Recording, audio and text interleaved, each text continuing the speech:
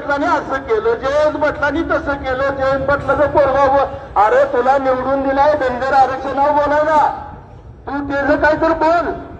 तू जाईल तिथं, ह्याच्याशिवाय 1 वर्ष पूर्ण झालं, तुला दुसरं काय सुचलेलं नाही, तुला मास्तरानं काढलेला नाही, यात कुठलीही शंका माझ्या मनात आता उरलेली नाही.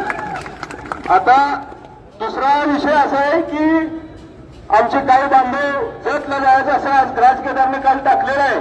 आम्ही त्यांच्याबरोबर सक्रिय सहभाग आहे. लालाभाऊनं सांगितलंय, मी बापूला विनंती करतो, 3 शासनाला सांगितलं, देवेंद्र फडणवीसला सांगितलं, नको, जो काही निर्णय घ्यायचा ते ठास घ्या.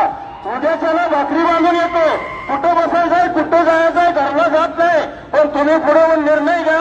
आम्ही पाठीची ढाल करून तुमच्या बरोबर सर्व धनगर समाजात वाळवा तालुक्यातला हजर आहे.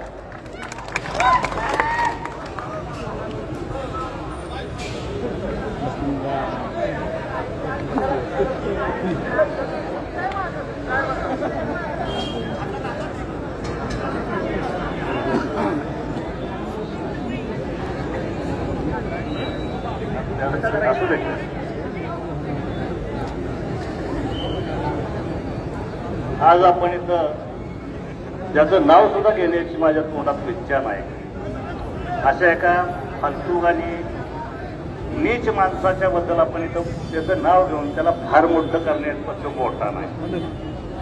माननीय आमदार साहेबांच्या बाबतीत म्हणजे जयंत पाटलांच्या बाबतीत जो एखादा कुत्रा काहीतरी वायचाळ बोलतो, ज्याला काडीची किंमत